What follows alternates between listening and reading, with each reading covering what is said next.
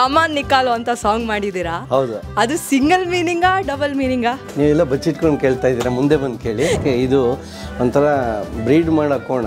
So ನನಗೆ ಎಮ್ಮೆ ಬಗ್ಗೆ ಅಷ್ಟೊಂದು ಐಡಿಯಾ ಇಲ್ಲ. ಅದ್ಯಾರ ಕಮೆಂಟ್ ಬರೆದಿರೋರ ಮೈಂಡ್ ಸರಿ ಇಲ್ಲ. Hi Komal boss, welcome to Radio City. ಇಲ್ಲೇ ಬಾಗ್ಲಲ್ಲೇ ಸಿಕ್ಬಿಟ್ರಿ.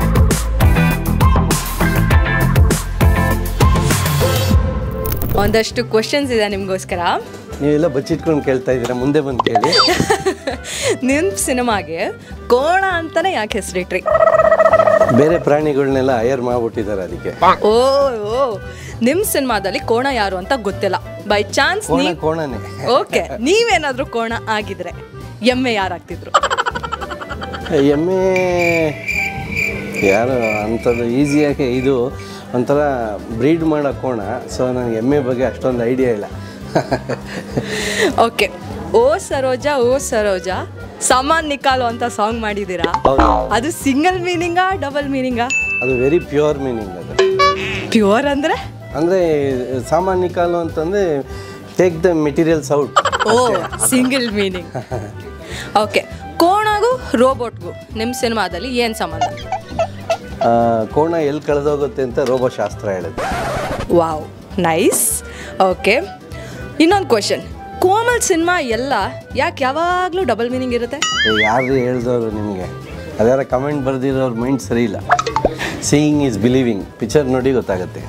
ಓಕೆ, ಈ ಕ್ವಶನ್ಗೆ ನೀವು ಆನ್ಸರ್ ಮಾಡಲೇಬೇಕು ಕೋಮಲ್ ಬಾಸ್. ಬೆಂಗಳೂರಲ್ಲಿ ಯಾವ ಏರಿಯಾದಲ್ಲಿ ಜಾಸ್ತಿ ಕೋಣಗಳಿರುತ್ತೆ?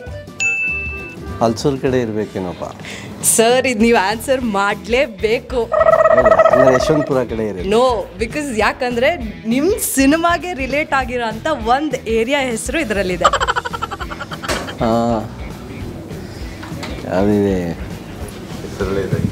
ಹೆಸರಲ್ಲೇ ಇದೆ. ಎಸ್. ತುಂಬ ಎಲ್ಲಿರುತ್ತೆ?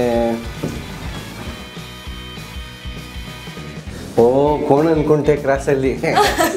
ಎಂಪಿ ಕೋಣನಕುಂಟೆ ಕೇಳ್ತಾ ಇದ್ದೀರಾ? ಆ ಒಂದು ಡೈಲಾಗ್ ಒಂದ್ಸಲಿ ಹೇಳ್ಬೋದಾ? ಅದೇ ಸಿಸ್ಟರ್ ಕೇಳ್ತಾರೆ, ನಿಮ್ಮ ಹೆಸರು ಅಂತ. ಕೆಂಪಿ ಕೋಣನಕುಂಟೆ. ಕೆಂಪಿ ಕೋಣನಕುಂಟೆ. ಕೆಂಪಿ ಕೋಣನಕುಂಟೆ. ಇದೇ ಅಕ್ಟೋಬರ್ 31 ಕೋಣ ಪಿಕ್ಚರ್ ಬಿಡುಗಡೆ ಆಗ್ತಾ ಇದೆ. ನೋಡಿ, ಹರಿಸಿ, ಆಶೀರ್ವದಿಸಿ. ಇಂತಹ ಹೆಚ್ಚಿನ ಕಾಂಟೆಂಟ್ಗಳಿಗೆ ಸಬ್ಸ್ಕ್ರೈಬ್ ಆಗಿ radio city Kannada YouTube channel. ಏನ್ ಯೋಚನೆ ಮಾಡ್ತಿದ್ದೀರಾ? ಬೇಗ ಬೇಗ ಬೆಲ್ ಐಕನ್ ಕ್ಲಿಕ್ ಮಾಡಿ.